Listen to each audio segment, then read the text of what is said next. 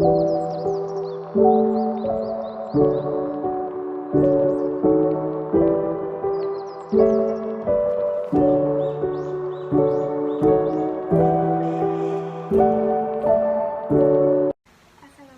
warahmatullahi wabarakatuh. Perkenalkan, nama saya Rindy Agustina Heing Nagari. Saya salah satu mahasiswa di Prodi Pendidikan Bahasa dan Sastra Jawa, Universitas Negeri Semarang. Assalamualaikum warahmatullahi wabarakatuh. Perkenalkan, nama saya Munaya Zulfa Kanita. Saya dari Prodi Pendidikan Bahasa dan Sastra Bahasa Jawa, Universitas Negeri Semarang. Assalamualaikum warahmatullahi wabarakatuh. Saya Fatin Fauzia Silaningtyas dari Prodi Pendidikan Bahasa dan Sastra Jawa, Universitas Negeri Semarang. Baik, kali ini saya dan teman-teman saya akan sedikit menyampaikan materi mengenai mata kuliah teori sastra, yaitu berupa dua pendekatan, yaitu yang pertama pendekatan objektif dan yang kedua adalah pendekatan stilistika. Oke, kita masuk ke materi yang pertama, yaitu pendekatan objektif. Di sini ada 4 submateri. Yang pertama adalah pengertian pendekatan objektif, yang kedua sejarah pendekatan objektif, ketiga prinsip umum dan prinsip terapan pendekatan objektif, dan yang keempat adalah objek kajian pendekatan objektif. Oke, mari kita bahas. Oke, kita masuk ke submateri yang pertama, yaitu pengertian pendekatan objektif. Pendekatan objektif adalah pendekatan yang mendasarkan pada suatu karya sastra secara keseluruhan. Diperjelas lagi oleh Hasanuddin Abidin 2010, pendekatan objektif merupakan pendekatan yang mengutamakan penyelidikan karya sastra berdasarkan kenyataan teks sastra itu sendiri. Oke, next kita ke submateri sejarah pendekatan objektif. Pendekatan objektif ialah pendekatan yang mendasarkan pada suatu karya sastra secara keseluruhan. Pendekatan ini mengkaji suatu karya sastra hanya pada karya sastra itu sendiri. Artinya, melihat unsur pembangun karya sastra itu dari dalam. Konvensi tersebut misalnya kebulatan makna, diksi, rima, struktur kalimat, tema, plot, setting, karakter, dan sebagainya. Pendekatan ini biasanya digunakan untuk menelaah karya sastra tanpa melihat unsur pembangun eksternalnya, sehingga peneliti dapat berkonsentrasi menilai suatu karya sastra tanpa perlu melihat latar belakang pengarangnya. Pendekatan berorientasi teks dapat dibagi menjadi 4 pembahasan, yaitu filologi, retorika dan stilistika, dan formalisme dan strukturalisme, serta semiotika dan dekonstruksi. Pendekatan objektif lebih menganggap karya sastra sebagai sesuatu yang dapat berdiri sendiri. Oke, selanjutnya ada submateri prinsip pendekatan objektif. Di sini, prinsip pendekatan objektif terbagi menjadi 2, yaitu prinsip umum dan prinsip terapan. Kita bahas yang prinsip umum dulu ya.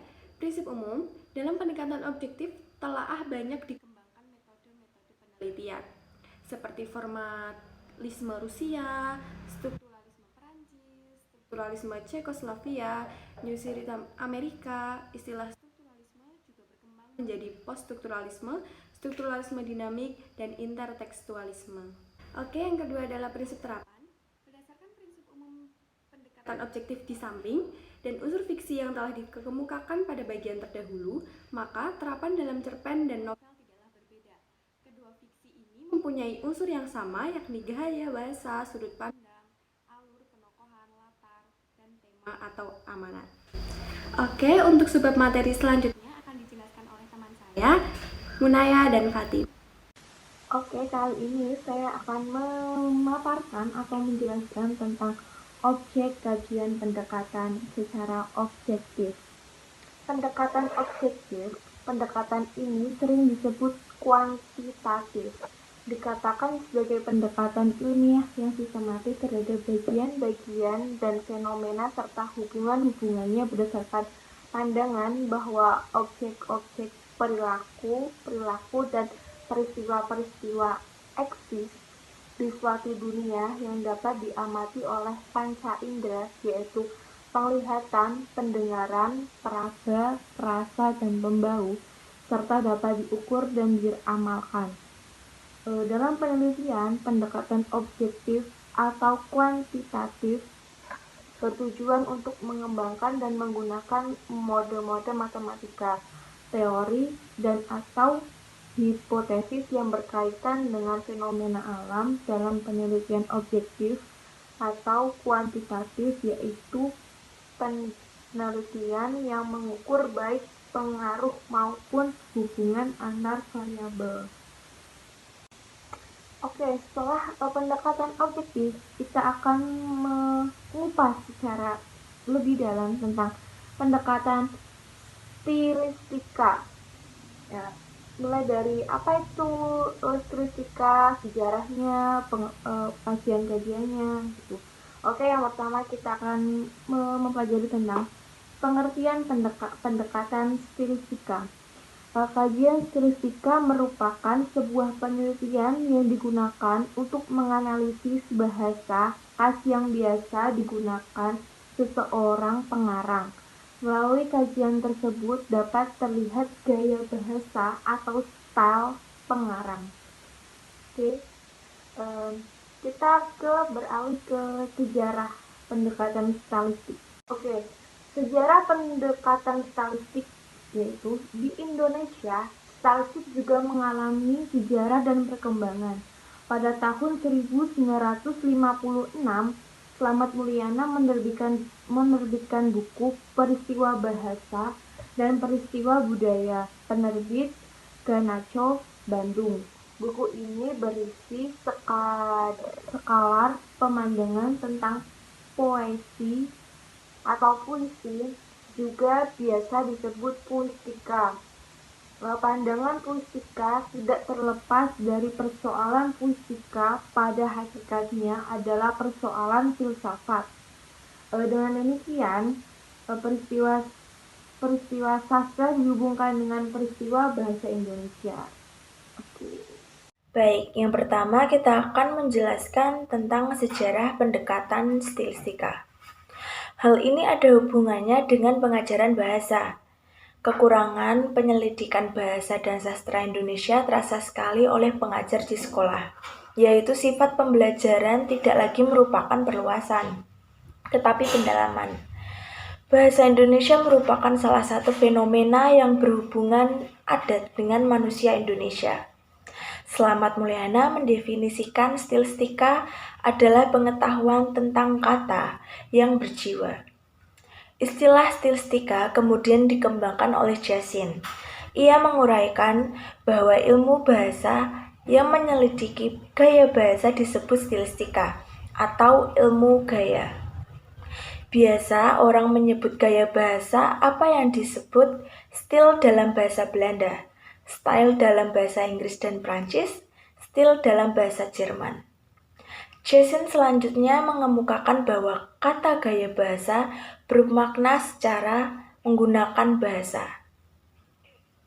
Selanjutnya kita akan membahas tentang objek kajian pendekatan stilistika. Ranah penelitian stilistika biasanya dibatasi pada teks tertentu. Pengkajian stilistika adalah meneliti gaya sebuah teks sastra secara rinci dengan sistematis, memperhatikan preferensi penggunaan kata, struktur bahasa, mengamati antarhubungan pilihan kata untuk mengidentifikasikan ciri-ciri stilistika atau stylistic features yang membedakan pengarang atau sastrawan, karya, tradisi, atau periode lainnya. Adapun objek kajian stilistika yaitu peribahasa, ungkapan, aspek kalimat, gaya bahasa, plastik bahasa, dan kalimat asosiatif. Nata Wijaya tahun 1986. Yang terakhir kita akan membahas tentang teori kajian stilistika. Yang pertama yaitu ada diksi, atau pemilihan kata yang sangat erat dengan hakikat puisi. Yang kedua ada kata-kata konkret, yaitu kata yang dapat melukiskan dengan tepat dan membayangkan dengan baik pemikiran pengarang. Lalu yang ketiga ada citraan, adalah penggunaan bahasa untuk menggambarkan objek, tindakan, atau perasaan. Lalu yang terakhir ada rima dan ritma. Oke, selesai sudah pembahasan ya, seru sekali kita bisa mengetahui pengertian, sejarah, prinsip dari pendekatan-pendekatan yang telah kita pelajari tadi. Sekian yang dapat kami sampaikan.